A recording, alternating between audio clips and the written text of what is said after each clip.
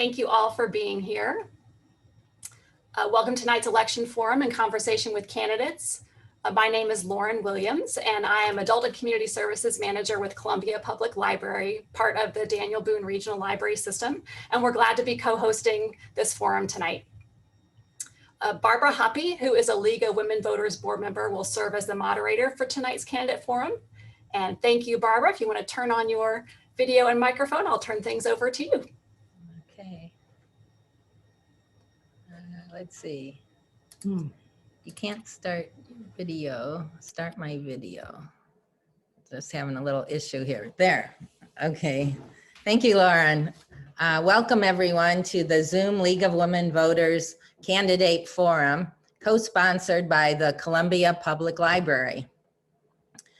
Tonight, we are focusing on the contested candidate races for state representative and state senator for the November 3rd election. This evening, we will first hold our formal candidate forum, hearing from both the Democrat and Republican candidates for state representative in District 47, and from the Democratic and Republican candidates for state senate for the 19th district. Then after that, we will switch to our conversations with candidates and hear from the two Democratic candidates for state representative from the 44th district and the 50th district. Those representatives are Jackie Sample, running for the 44th district, and Carrie Chesney, running for the 50th district. While all the candidates were contacted about this forum in August, the two Republican candidates, Sherry Tolson-Reichman and Sarah Walsh, who are running for state representative in the 44th and the 50th districts, respectively, recently declined to participate in tonight's forum. And under 503C rules, we cannot hold a regular candidate forum when only one candidate is present. So we have invited both Democratic candidates who have come, Jackie Sample and Carrie Chesney, to stay to the end of the forum. And that's when we will have conversations with the candidates.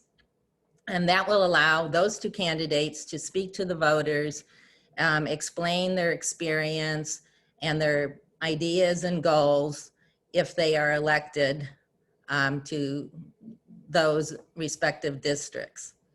We will now proceed with the formal candidate forum.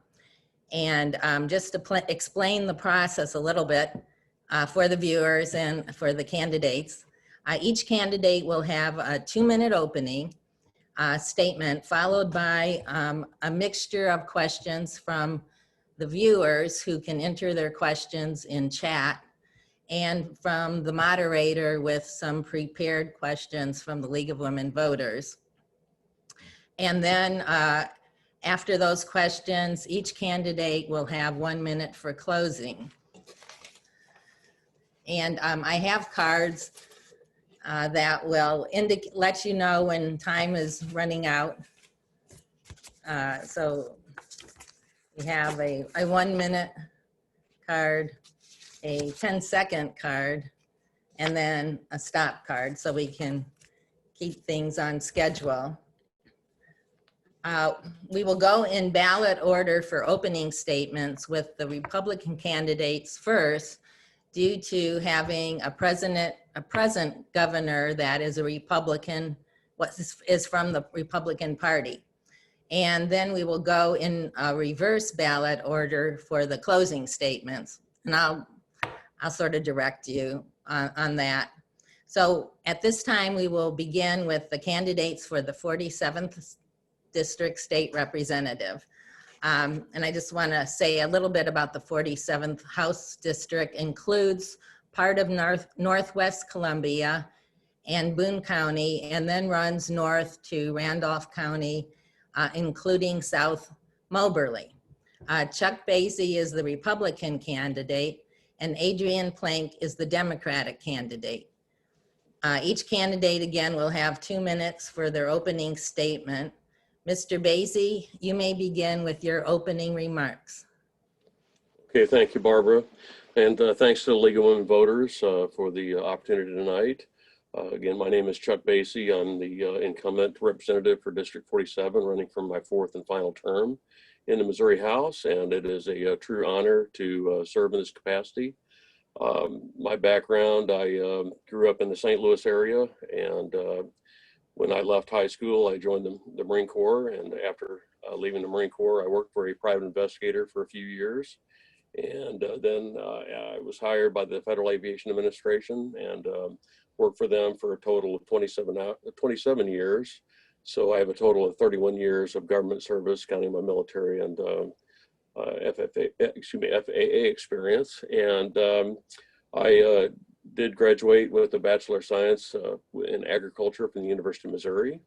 I'm married. I have 3 children, 3 boys, and I have 6 grandchildren. And it is a pleasure to be here again. And am I out of town, Am I out of time? Oh, no, you. Oh, okay. You I'm sorry. I yeah. didn't get to see the card that fast. And anyway, I serve on 5 committees. I'm on the Veterans Committee, on the Rules Legislative Oversight Committee, General Laws Committee, and I'm also a member of the Joint Committee on Education.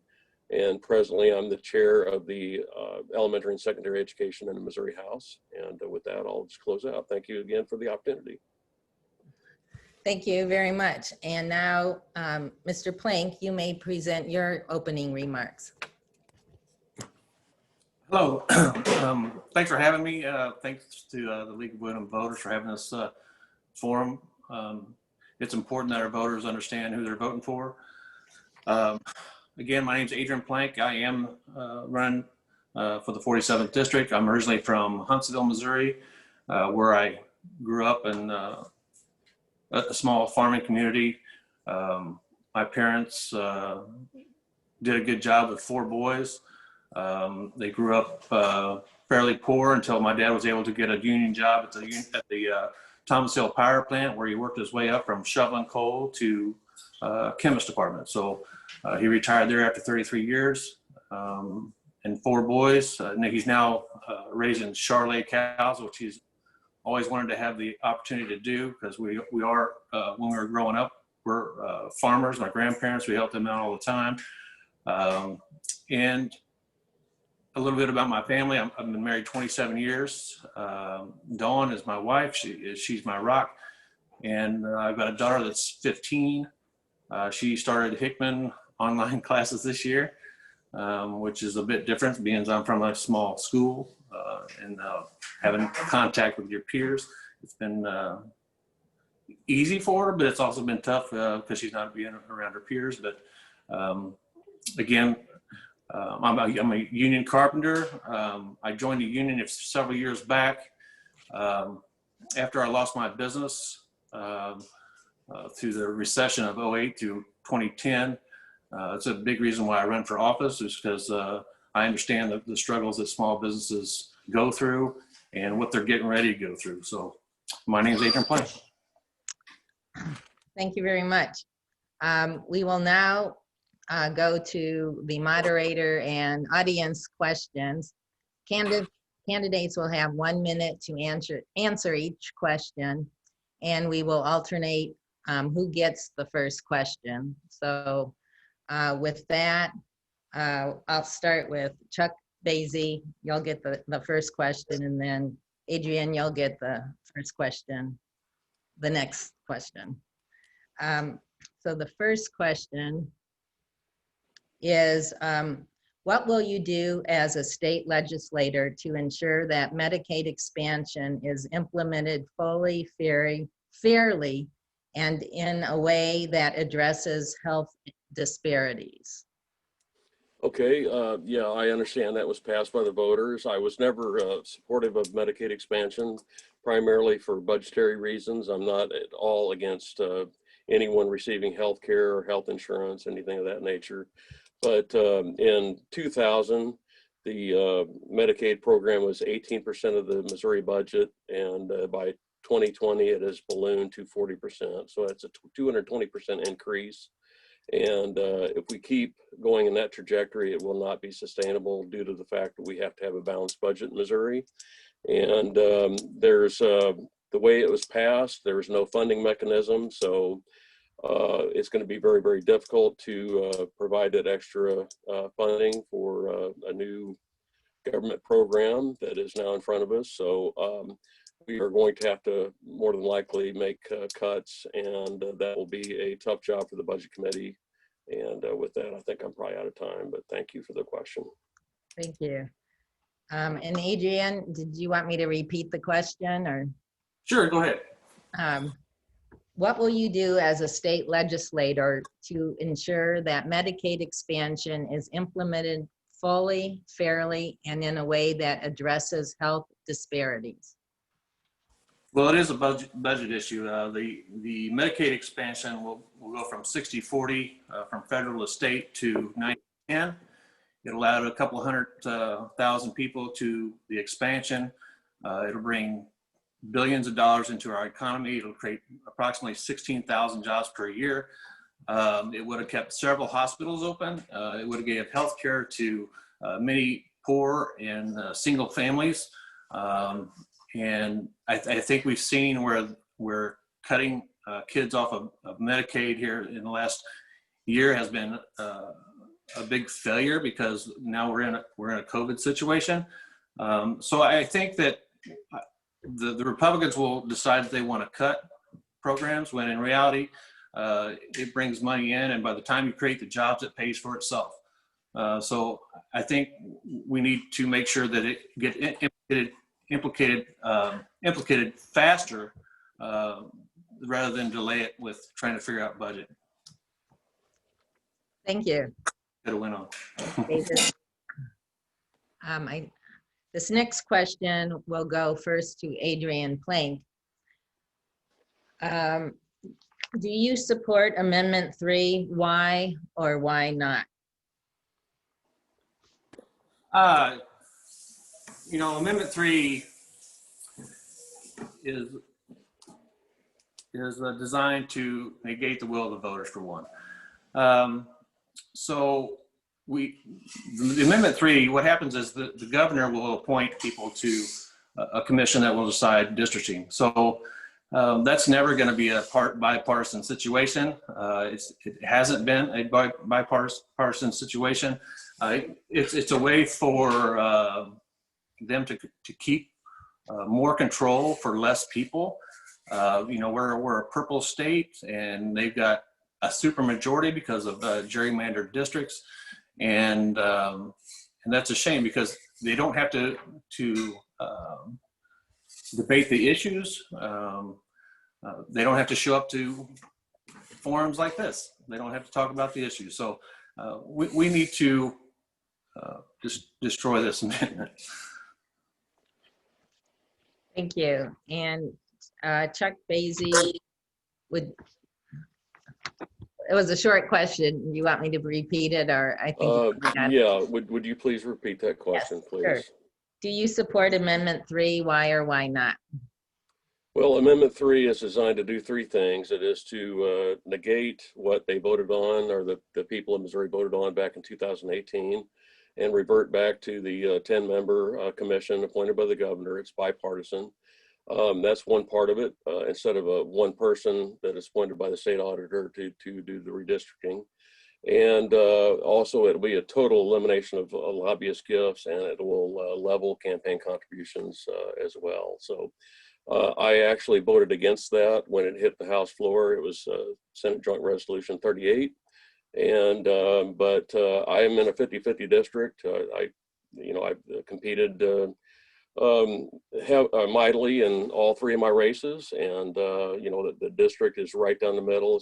It leans slightly Democratic by the last stats that I saw. So it's going to be up to the voters to decide if they want to go back the way it's been since 1982. Thank you. I just want to remind the viewers that we do have a chat feature. So if you have questions for these two candidates, Adrian Plank or Chuck Basie, please enter them. Otherwise, I'm going to go to the third prepared question from the League of Women Voters. And this one goes first to Chuck Basie. Now that both the governor of Missouri and the president of the United States both have contracted coronavirus, isn't it time for a comprehensive approach to addressing the pandemic? The everyone should choose for him or herself approach doesn't seem to be working. Would you comment on your position on that? Well, I understand that it's a difficult question. This has been an evolving situation. Many of the health experts have changed their position on what's been going on many times, and they continue to do so. But I understand the seriousness of the illness. As a matter of fact, my mother has been battling COVID since September 9th, and I'm happy to say she's doing much better. And so I do realize the seriousness of the virus, but I do not believe that the government should be exerting as much control, especially in Boone County, and harming businesses, shutting schools down. Some businesses are operating and making huge profits, and others are struggling to get by and being cracked down on for just trying to make a living. So I would not support any additional restrictions. I think the governor and the president have done just fine in handling the ever-changing situation with the COVID-19. Thank you. Adrian Plank, would you like to respond and give your thoughts to that question? Well, it's sure. It's pretty telling that we've had the people in power play it down, and it started at the top and it's worked down to the governor, and we've seen how serious it can be, and if you don't do what the CDC requires, and how fast it can affect everybody around you real quick. Trump's an example of that. So I think that we're so far along now that we made an initial effort that was too late to really cinch down and try and flatten the curve. Right now, we've seen story of the Springfield Hospital getting to capacity on ventilators and hospital beds. So we're getting to a point where it's getting ready to blow up. And now we don't have leadership at the federal level wanting to do anything with the stimulus package, don't want to talk about it. So we've got some serious issues, and we're getting ready to lose a lot of businesses. It's going to be horrible. Been there, done that. It's horrible. Thank you. And this is the final prepared question, and we'll take any if we get some on chat, but we haven't received any yet. And this goes in a little bit different direction, and it goes first to Adrian Plank. How will we preserve and promote excellence in our public schools and universities in the face of current and future economic crises? Man, that's a complicated. Well, I mean, the only real way to be able to do it in the crisis that we're in now is we've really got to cinch down on CDC requirements, especially when it comes to schools, our children. I think that if we make policies that keep our children safe, some people may not like those policies. But if we side on the side of safety when it pertains to our children and our elderly, the people who need a safety net of people not disrespecting their spaces, then we really need to cinch down, because right now we're at a tipping point, and it makes a difference in leadership. So we just need to take it seriously, and everybody around us needs to take it seriously. Thank you. And Chuck Basie. Yes, would you please repeat the question again, please? Sure. How will we preserve and promote excellence in our public schools and universities in the face of current and future economic crises? Well, yeah, the COVID-19 has certainly contributed to a lot of angst in our public education system, and also our higher ed The university is handling it a little different than the Columbia Public Schools are. They opted to open back up, and with some, I think, some fairly common sense practices. You know, they're requiring masks for the students to be wearing masks and all that. I believe, based on some parents I'm working with right now, that there is a overwhelming desire for our parents, from our parents, to have Columbia Public Schools open back up. All the surrounding school districts are back open, and they're having a few minor issues with the coronavirus, but they're taking care of it on a case-by-case basis. And I think that we should do the same thing with Columbia Public Schools. And as always, I've said it many, many times, we're going to do our very best as a state legislature to fund our schools appropriately. And we have done that ever since I've been in the legislature. We have provided record funding to our K through 12 educational system. So thank you for the question. Thank you. And that, let's see, there was one question that came in, and I think we have time for it at the beginning of the program. Let's see. Okay. In regard to the constitutional votes and votes of the general public, the person has asked, at what point will you honor the vote and will of the voters when they vote on something? And this would go to Adrian Plank first. Or no, it goes to Chuck Basie first. Okay, if I understand the question is, are we going to honor the vote of the people? Is that what the question is? Yeah, when they vote. Yeah, I assume they're talking about the Clean Missouri or the Amendment 3. Again, Right. I voted against that on the floor of the House of Representatives. You know, that's a process that we go through as a state legislature. You know, people file bills and resolutions, and so that happened to pass the General Assembly, and that is why it's on the ballot. And you know, there's not a whole lot one particular representative can do to stop that. You know, I thought it was appropriate to vote no on that when it hit the House floor, and that's what we're faced with. So if the voters opt to leave Clean Missouri in place, then they will vote down Amendment 3, and we'll find that out in 4 short weeks from today. Okay, thank you. And Adrian Plank, would you respond? You know, the vote of the people is, I mean, it's a big deal. Whenever you have a majority of the people in the state that choose a direction for policy, then it needs to be honored. Even if, you know, it's a Democrat issue versus, you know, we play this divide game instead of figuring out what's best for everybody. And I think if we did more of that instead of top-down politics, and we actually represent the people in our districts, then we wouldn't be having these conversations. We've had to legislate as people, as citizens, because the people that are in office now ignore the voters. So I think I think if we really want to change that, we need to elect new people. Thank you. That will conclude, let me see. Yeah, that will conclude this section of the candidate forum. I want to thank both of our candidates very much for participating in this forum and sharing your thoughts.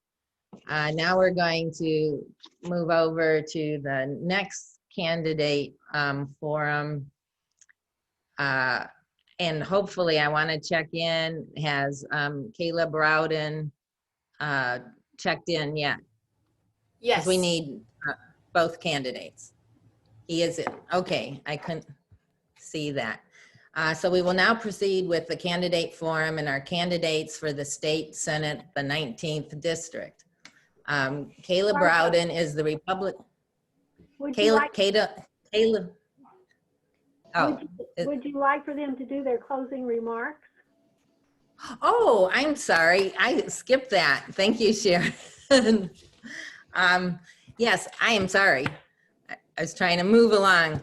Yes, we'll do closing remarks and in the reverse order of opening remarks. So Adrienne Plank will give a minute closing remarks. Yeah, I just want to say that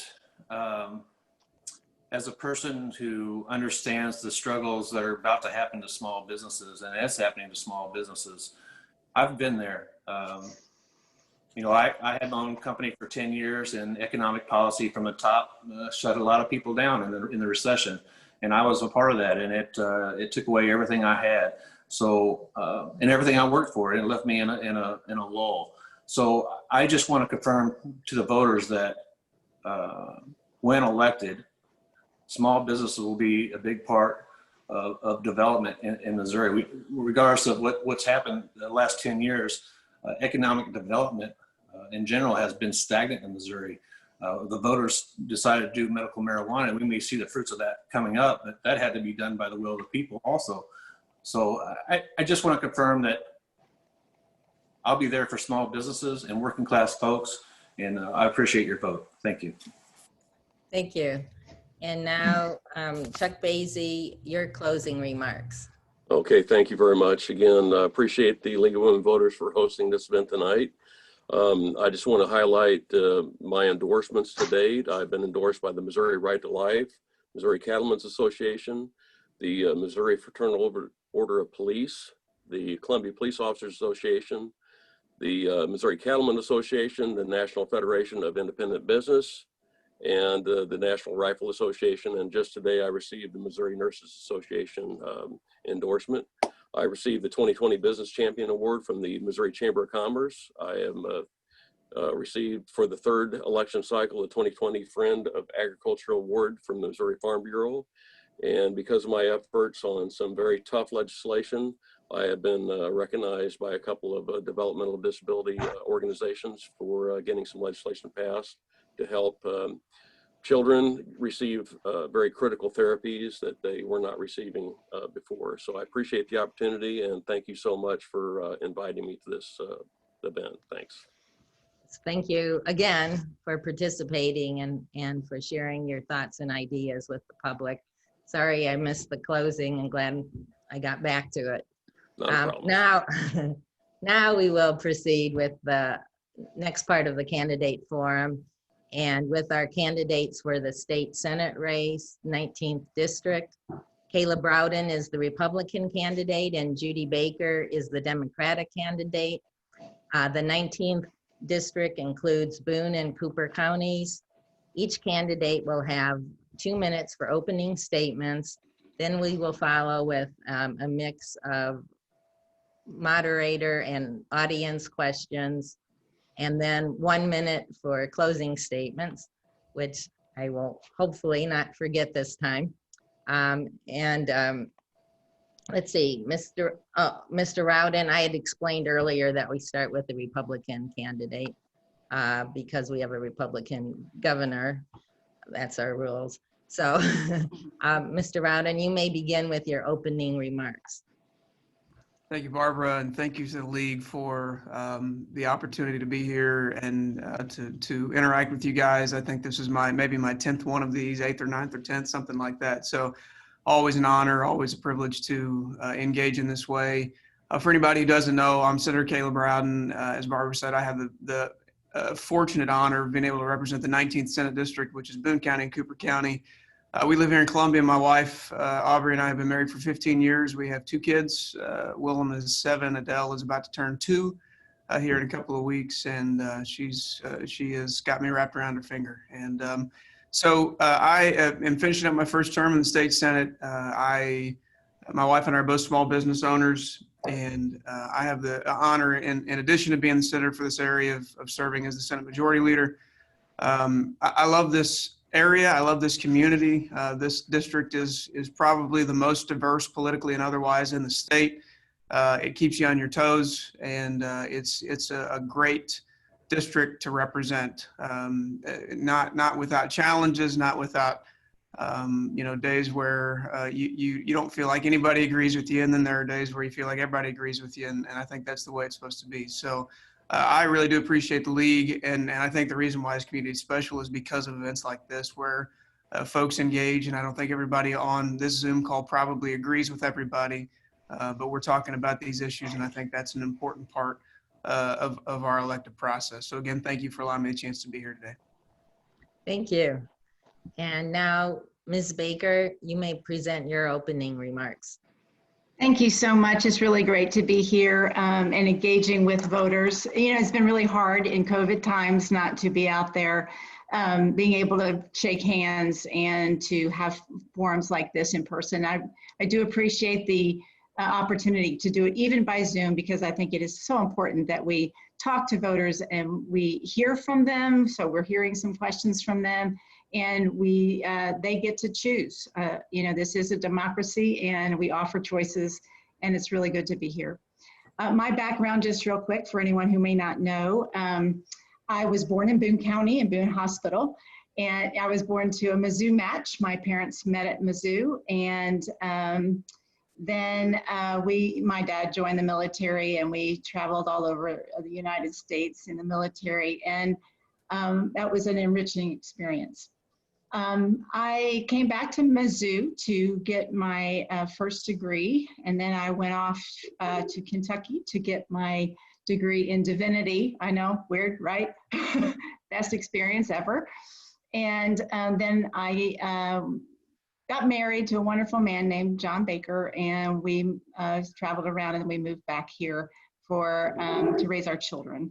And I have a master's degree in healthcare administration. I've been a healthcare executive at the university. And then after that, I decided to run for office because I really realized that healthcare policy, how broken the system was and how much needed to change and how much of that had to do with policy.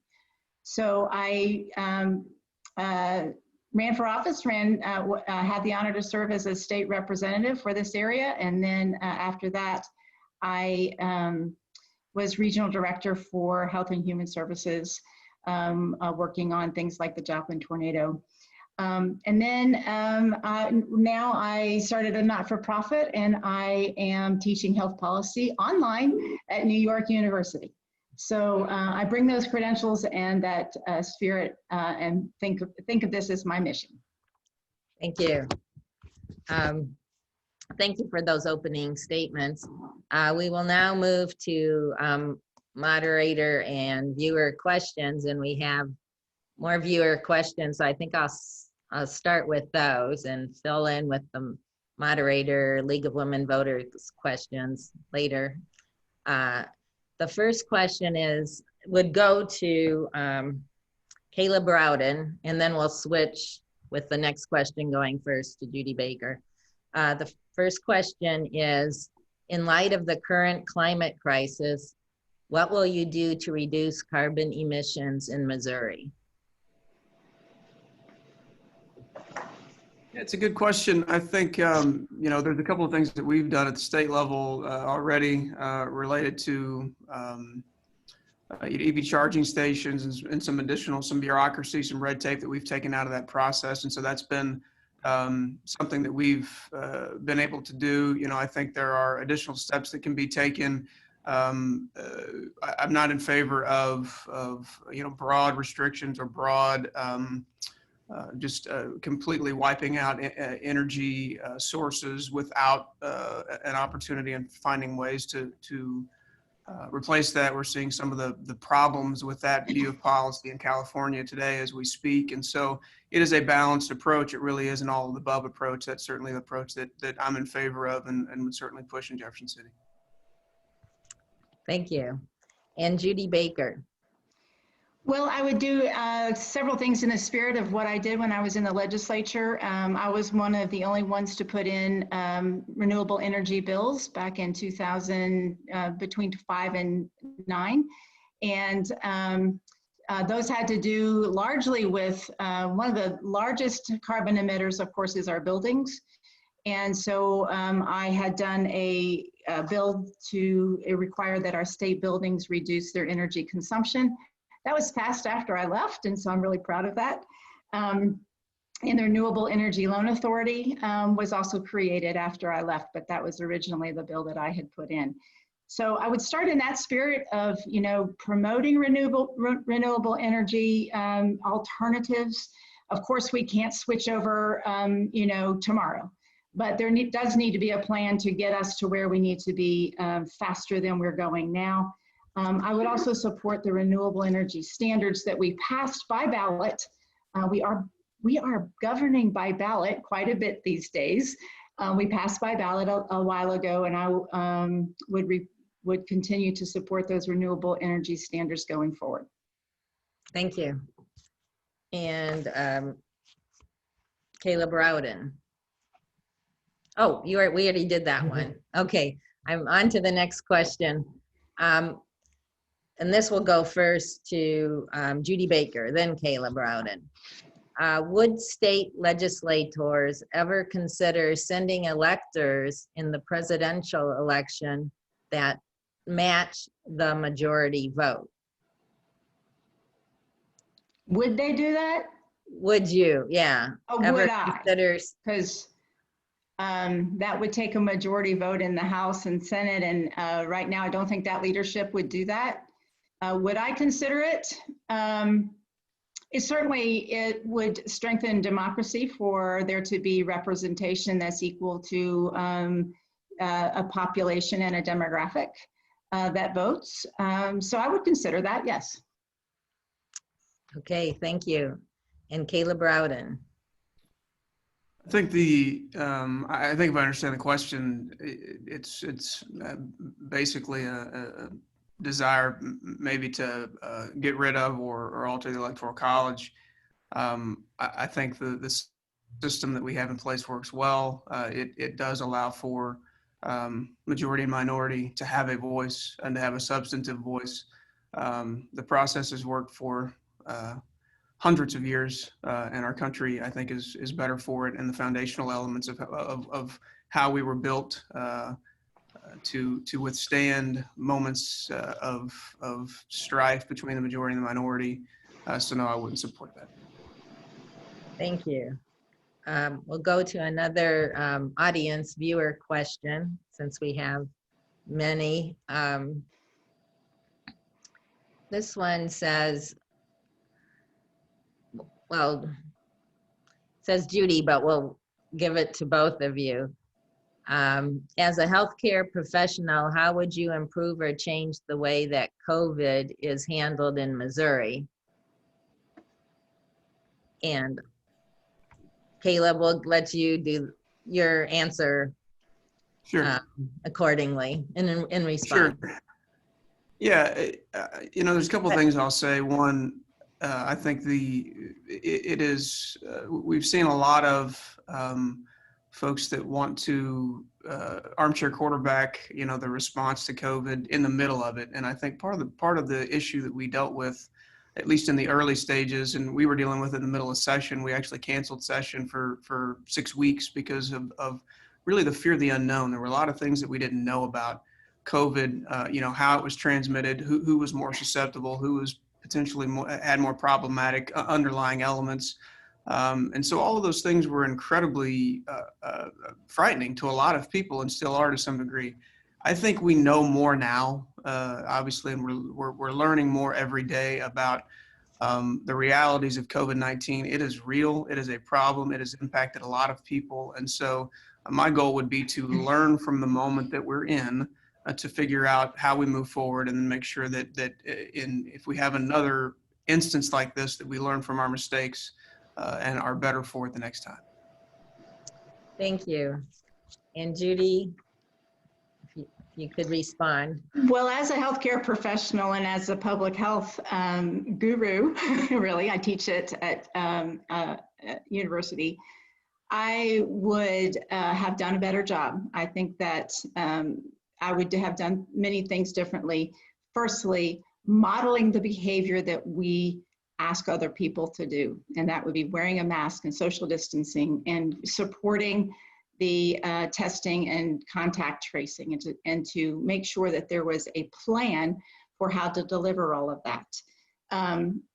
I would also maybe a good idea would have been to do Medicare expansion quicker than we're going to be doing. And it's not going to happen until July of next year, even though it was passed by the will of the voters. And we saw that because we have so much health disparity, and access to health insurance disparity, that we have a lot of people who don't have access to even get the care that they need or the testing that they need. So we need to make sure that we are able to, people are able to get into hospitals and clinics and get tested and make a plan for their care. Thank you. There's quite a few health related questions. Maybe I'll take this one. It's rather specific, and Judy will be you'll go first, and then Caleb.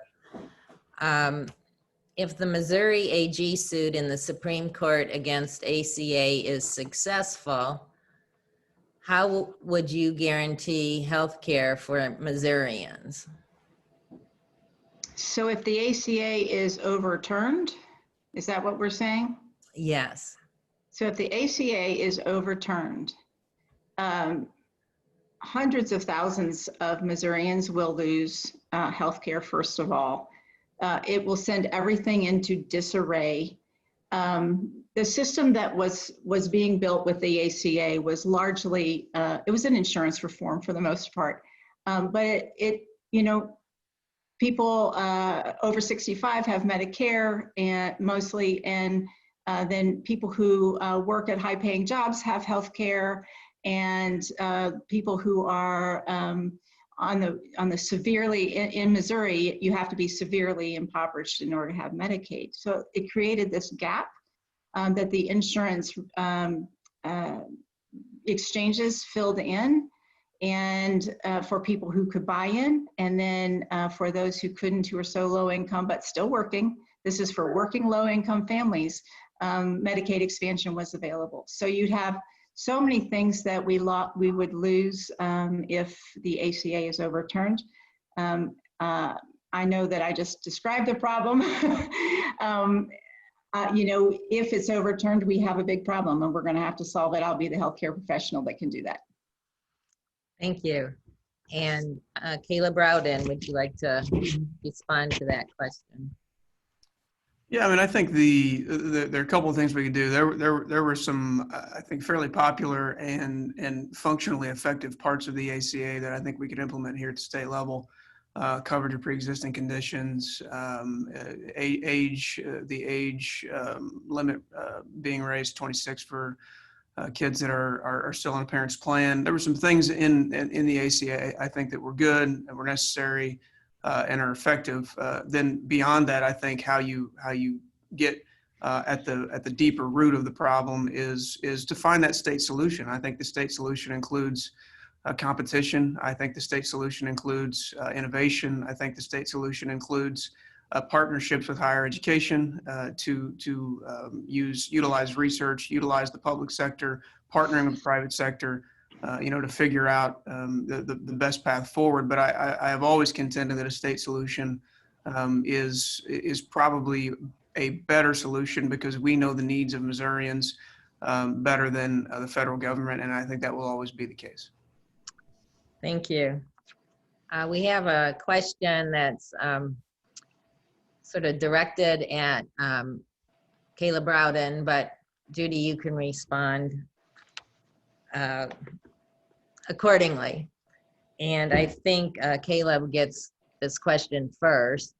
It's, as the majority floor leader, you are uniquely able to stop legislation single-handedly. Why didn't you keep SJR 38 from passing? And you might want to explain SJR 38. SJR 38, I think it was the bill number for putting Amendment 3 on the ballot. The question is right. I do have a unique ability to keep bad things from happening and to help push good things across the finish line, and we've done that in a number of cases. SJR 38, I think, is unique in that we weren't really doing anything other than giving the voters another option. And so I think the notion that if SJR 38 would have single-handedly undone what Clean Missouri attempted to do in 2018, then that would have been something that I wouldn't have supported. But I do think the fundamental notion that Amendment 3 is undoing the will of the voters, it cannot be true because it is back before the voters. The voters will have the final say and will make the determination. So I think the deciding factor for me in advancing in SJR 38 was the fact that the voters have the final say. Thank you. And Judy Baker, would you like to respond? Sure. Yes, the majority floor leader position is really an incredibly powerful position, and we keep being told that. So my question is, why do we keep having some things that we need done as voters that don't get done? SJR 38 is a prime example. Of course, that was marshaled through the Senate with an addition in it that had that children would be not counted for districting.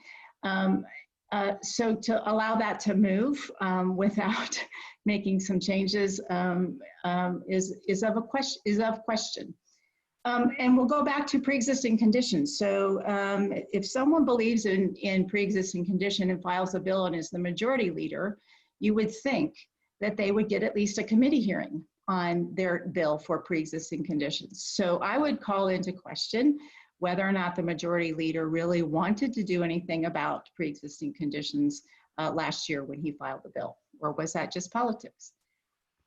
Back to SJR 38, 40% of our district, District 19, 72% voted for Amendment 2 in just 2 years ago. And that should have been stopped in the Senate when it came through. Thank you. I think we can take at least one more question from the audience. And this question goes first to Judy Baker and then to Caleb Rowden. And the question is, would you be willing to vote in favor of the ERA, Equal Rights Amendment? I'm first, right? Yes. Yeah, so this is a short one, of course, I would. And have supported that even when I was a state rep. Virginia just passed it. And so, yeah, I think that it is now working its way. I'm not exactly sure where it is, but they may not need Missouri at this point. So the ERA is really close to becoming a constitutional amendment, and it supports wage equity for women, and it supports women's right to make choices for herself and her family regarding reproduction.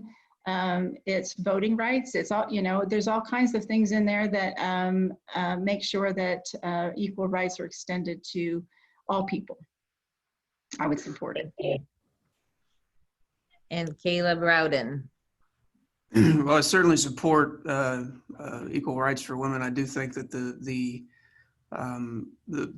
deeper question is whether or not the passage of the ERA is still timely. My understanding, based on a number of court opinions, including one from the late Justice Ruth Bader Ginsburg, is that the timeliness element of the ERA has passed. And so I think that process would have to start over if it's going to pass, if it's going to become law via constitutional ratification. So I think those are two separate questions. And it's one that I think is going to take some more time to answer. Thank you. And just looking at the time, I think I have time for one more question before we have closing arguments. And the question would go first to Caleb Rowden and then to Judy Baker. And it says, because of my medical needs, I have used Medicaid for over 30 years. The last 15 years, it has really gone downhill. What is your proposal to fix our broken Medicaid system? So a lot of health-related questions here.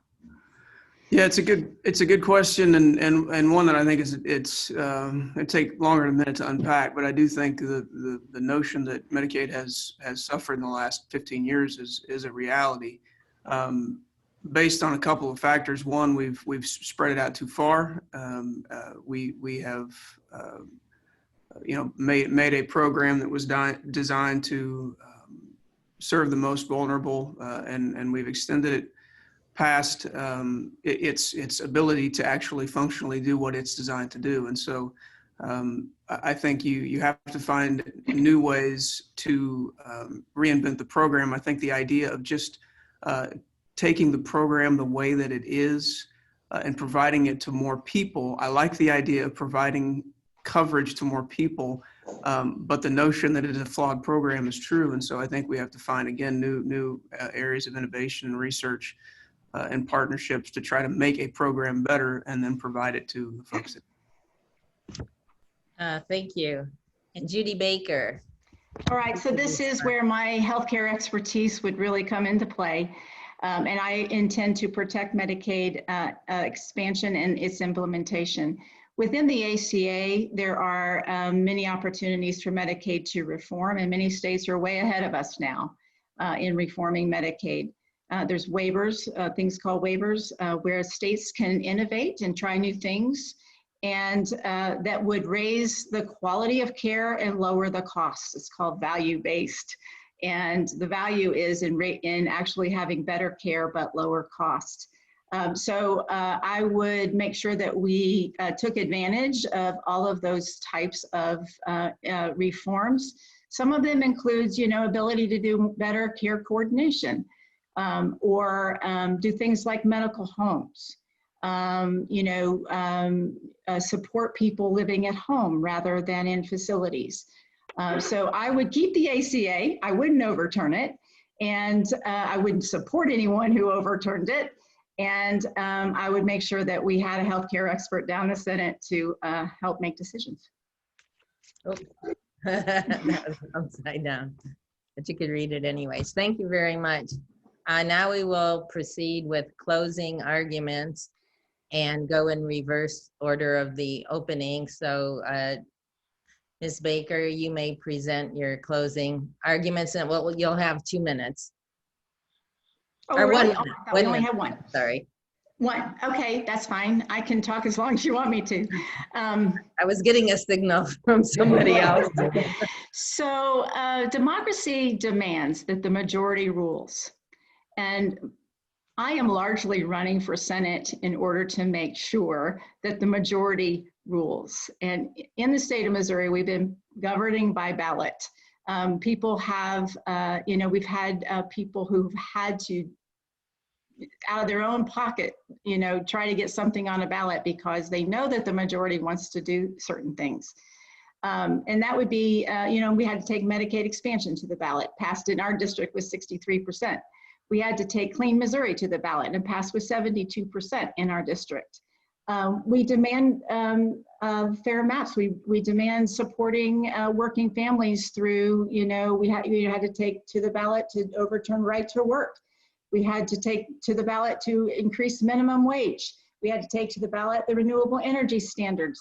All I have to say is if you want a person who will protect the will of the people, it's Judy Baker. It's yes on Judy and no on 3. Thank you. And Kayla Browden, your closing statement. Well, again, thank you for having me tonight. It really has been a pleasure to speak to you. It's been a pleasure to have the chance to serve in the state Senate for the last 4 years. I will continue to do what I have done in the Senate, which is to bring results back to mid-Missouri. Judy is right in that the majority leader is one of the most consequential positions in Jefferson City and is uniquely positioned to do what no one else can do, which is to bring results home, to fund rebuilding the Roachport Bridge, to stand in the way of arbitrary cuts to the University of Missouri, to fight for rural broadband dollars, and to do those things in a way that brings people together and doesn't drive people apart. It's what I've done for the last 4 years. and it's what I plan to do for the next. Thank you for allowing me to engage with you tonight. Thank you. We really want to sincerely thank, and we really appreciate both of the candidates for the state District 19, Judy Baker and Caleb Rowden, for being here tonight and speaking. And at this point, we are concluding the formal candidate forum section of this program, and we will now proceed with conversations with candidates, as I explained earlier in the program. So the Democratic candidate for the 44th district is Jackie Sample.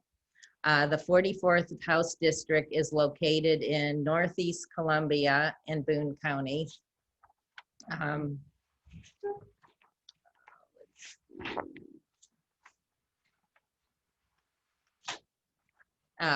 now got my pages mixed up here, sorry. I would like to now invite Dr. Sample to introduce herself to the voters and present her ideas and goals if she is elected. And then we can also take questions through the chat from the viewers if you have any. All right, are we good? Yes. Okay, so I'm Jackie Sample, and I am running for Missouri House District 44, as was stated. So that includes Northeast Columbia, Hallsville, Centralia, Sturgeon, Clark. So it goes up into Randolph County just a little tiny bit. I am an occupational therapist by profession and have been for 22 years. It's gone by really fast. I love it, but that means I've been working in healthcare on the front lines for that long. I have also worked in higher education for the past 12. So education and healthcare are definitely my priorities because those are the worlds that I live in professionally. What led to me running was actually based a lot around healthcare and education, ironically. I have a son who has autism, and but he's very high functioning, and so he kind of falls into this different gap of kids where he is not so low functioning that he qualifies for significant supports through insurances or state assistance or whatever, but he's not independent enough to where he can be independent. And so from a very young age, I have advocated for him for services, and whether it be educational or through insurance legislation. As a mom, just walking through the Capitol, eventually met some other moms, and we made some things happen. So that was pretty exciting. And I've also advocated for clients throughout the years and my profession of OT. And I decided to run because I love walking the halls of the Capitol. I know a lot of people walk into the Capitol and they may feel a little overwhelmed or nervous or uncomfortable, but I feel very energized because I can feel the potential that can happen in that building. And I know that change is possible. And that is where it starts, is within those walls. You have to have people there who are willing to fight for it. And as a frontline healthcare worker and as a parent of a child with a disability, after doing that for the past 10, 15 years, there came a point where I no longer wanted to just knock on doors and try to influence opinions of elected persons. I wanted to actually write the policies myself because I have been in the patient rooms with the patients. I have talked with parents as they are crying through various fears for their child. I know what happens, and I know when there's different policies or payment policies or reimbursement policies or Medicaid decisions, when those decisions are made, they greatly impact the services that my clients can receive, and they greatly impact the services that I can provide. So I just, there just came a point in time where I said, there needs to be more healthcare people involved in our state capital, involved in our policy writing and our policy making, because we see the issues every day. And so we're going to get in there and we're going to fix it. So that's what led me to run. So as I said, healthcare and education will be my top two priorities. Through this campaign, I have met many people and had lots of very in-depth conversations regarding civil rights, reproductive rights, and also prison and bail reform. So those are also three things that are very much on my radar, in addition to the broadband issues. Because with COVID, we've all seen the impact of not only schooling, but access to healthcare. And I live inside Columbia city limits, and my internet can sometimes be really sketchy. And that should not be happening. And so if we expect this type of trend to continue, which I think it will, because I think even past COVID, a lot of people have realized there are jobs that you can do from home and telecommute, but we need to have that broadband in place, and we need to have it so that our students in rural areas can access, whether it's their public education K through 12 or whether it's college education, online college courses, where people can have basic telehealth visits and not have to drive 2 hours to get to the nearest specialist or whatever. Even if it's just that first screening or a check-in, you know, there are some physical appointments that are necessary. So we have a lot of work to do, and I think sometimes you need to kind of recycle the people who are in office. It's probably not a great word to use, but get new energy and understand that different perspectives can lead to better change and or more positive change. So I have every intention of, you know, walking into the building and taking this energy and passion I have for my child and my clients and my work and my profession and everything I've done over the past 20 years and continue to affect policy that I know will positively impact the life of not only the people of the 44th district, but beyond that, because it will impact the rest of the persons in the state of Missouri. So, and I very much look forward to that opportunity. Thank you. I don't see any questions from the audience. I have an assistant, Sharon. Am I missing anything? I don't hear from Sharon. So I guess we have a little bit of further time. I might ask you, are there any particular things that the legislature has done specifically that you have opposed or you would have done differently? Yes, so to both. I, of course, as Judy had stated earlier, being in healthcare, I would definitely responded to COVID in a different manner. I have had several of my students who are now working within healthcare become infected with COVID. They have had to send their own children away to family so that their small children don't become sick. So I would have been more aggressive in handling COVID, especially in the beginning. I mean, yeah, we didn't understand it in the beginning, but we are still learning about it.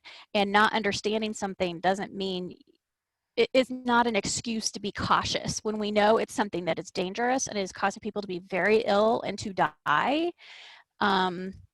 I don't understand where being cautious and taking extra time to try to figure out comes into play there. So as a healthcare professional, I definitely would have been more aggressive with masking, et cetera.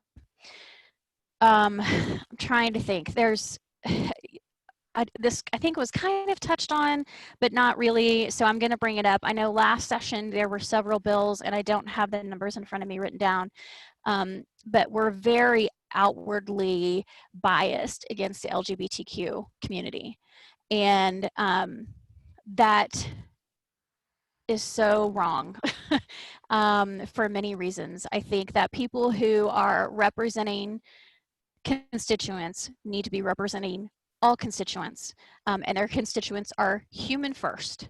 And if you are not able to accept and transparently represent a person with a different sexual orientation or gender identity, then you do not deserve to serve them in the state level or the federal level. You don't deserve that job.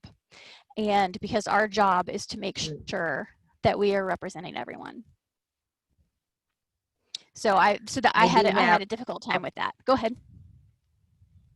I was going to say, I did have 2 questions come in, if you're ready for it. Sure. The first is, how do you differ from your opponent? Well, my opponent and I would vote differently on very many things. I think the only, well, yeah, we vote differently or would vote differently or oppositely on very different things. I'm going through examples in my head. I know in the last session there was, and this is just a bird's eye view, supported a bill that would allow basically children to get married. She allowed a bill, or she voted in favor of a bill for children to be given firearms by an adult without a parent consent. So there are lots of things like that that we would vote very differently on. In addition, people are probably aware, but she was sued in federal court last year for blocking constituents on Twitter, which she no longer has a Twitter account, and has been actually quoted as saying, just because I'm an elected official doesn't mean I have to listen to people. And that was another reason why I decided to run, because again, if you cannot realistically and transparently represent your constituents, you do not deserve that job. And so that makes me very different. I will talk to people even if they disagree.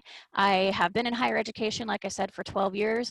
And so I'm a firm believer and have the experience of when you have a disagreement with somebody or an uncomfortable conversation with somebody, I usually come out on the other end of that a better person, because I have a different perspective. May not change my mind, but that's not the purpose of the conversation. The purpose of the conversation is to listen, to hear the other perspective, and to take it under consideration as you are making decisions for your constituency. And when you block out 50% of the people you're supposed to be representing, you're not able to do that job. So that is one glaring way that we're very different. In that I welcome people to talk to me even if they disagree. I want to hear disagreement as much as I want to hear good job, thank you, because that is what representation is. Thank you. And there's one more question, and then we'll move to conversation with our next candidate. And it goes back to COVID and the health crisis issue. Do you think a statewide mask mandate would be helpful going forward, and how would you enforce such a mandate? Yeah, so I think enforcement is the question. So first, yes, I do think a mandatory mask mandate would be helpful. Enforcement is the problem, and that is the question. And I think that may be why, giving people the benefit of the doubt, that may be why that was not implemented initially. And it is difficult. I don't have an easy answer for enforcement, but what I do know is the treat other people how you wish to be treated motto isn't working, hasn't worked, will not work, because people have very strong feelings one way or the other about the mask has become political. It's become Democrat versus Republican instead of your health and my health. And it should not have ever been that, but that is what it has turned into. So yes, I think masking should happen. I think it should be modeled by our leaders. I think it should be mandatory in public spaces, especially indoors. Outdoors, not so much, especially if you can socially distance. But enforcement, it would be the issue. I would love to say our public health department could address complaints on that if people are not wearing masks, but unfortunately they don't even have the funding and the necessary number of employees to do contact tracing like they would like to be able to. So I don't have a really great solution to that right now, but again, that's where I would say, what can we do here? And let's sit down and let's figure out how to solve this problem, because it is a problem and I want people to stay healthy. And if wearing a mask is, that's one of the easiest things we can do to keep each other healthy and safe. And really, I find it kind of sad that we would need enforcement on that, but that's where we are, so. Thank you very much, Dr. Jackie Sample. And now we will move to conversations with the Democratic candidate for the 50th State Representative District, Dr. Carrie Chesney. And the 50th House District is located in parts of Boone, Cole, Cooper, and Manitowoc counties. So we would like to, at this point, welcome and invite Ms. Cheney, Dr. Cheney, to introduce herself to the voters and present her goals and ideas if she is elected. All right. Well, thank you so much for putting together this forum. I appreciate the opportunity to chat with everybody tonight. As mentioned, my name is Dr. Carrie Chesney. I am a veterinarian here in Columbia, Missouri. Actually, I just recently passed my PhD dissertation, so I now have my second doctorate in comparative medicine, studying the link between genetics and Crohn's disease. So my background does not really seem to meld with the next step of running for public office. But I think that my STEM background creates a unique opportunity for someone like me to step in and take policy in a more evidence-based and data-driven direction, which is really one of the main reasons that I decided to run for office. In the last several years, I have worked as an advocate for veterinary policy, agricultural policy, and higher education policy, both at the state and federal level. And what I have learned is that unless you come with some sort of perk, being an advocate is very, very hard at any level when you go speak with any sort of representative. So coming into that, I realized very quickly that we needed some sort of change. We needed representatives that are going to listen to the experts, listen to people who are bringing them good, sound information and make their decisions based on that, and not just my friends or, you know, the lobbyists that like me walking the halls. So that's really my main reason why I decided to run for office. A little bit more about me. So I moved down to Columbia in 2011 to pursue my degree in vet med at the University of Missouri, and was fortunate enough to be able to stay for my combined veterinary residency and PhD position. So I have a extensive training in comparative medicine as well as my PhD. So that has a lot to do with public health and understanding the link between human and animal disease. So two skills that I feel like are going to be very important moving forward in our state legislature. Public health for sure. Jackie just touched on this. Missouri actually ranks 50th, last in the nation in public health spending. So it's no wonder why we don't have the ability to perform contact tracing, and we don't have the ability to enforce any sort of COVID ordinances. We just don't fund that budget item. And so we do the best we can with what we're given, but it's definitely not enough, and COVID has shown us that. In terms of the second part of my background, comparative medicine, veterinarians are specially trained in zoonotic disease. So that's disease that's spread from animals to humans, exactly what COVID-19 was. And so a lot of veterinarians are on the front lines of the research behind these types of diseases and how to combat them. So again, my background is very, very pertinent to the issues that we're facing in this state. I have several legislative platforms that I'm interested in pursuing if elected. My district is very rural. I am very opposed to the 2019 bill, Senate Bill 391, the CAFO bill that came through this and passed the legislature, which essentially took away local control of agriculture. We've seen since then that several counties have tried to advocate on their behalves for their ability to, protect their land, their water, their air, their property values, because we have data, we have evidence from Iowa, just north of us, of what happens when you let CAFOs and factory farming run amok in your state. And the result is it's not good. So we need something to change about that, whether we rescind the bill or we create more stringent stipulations at the state level. Something needs to be done to protect our family farmers and our environment from the effects of factory farms operated by people that don't even live in our state. Secondly, healthcare is a big issue. I know my introduction was basically all healthcare related, but I was a huge proponent of Medicaid expansion, even helping to get signatures for the ballot or for the petition to put that on the ballot. And I would fight to see that implemented the way that people wanted it to be implemented when they voted on it. Represent is right in the name of representative. So we need people that are going to stick up for the will of the voter and represent their interests in Jefferson City.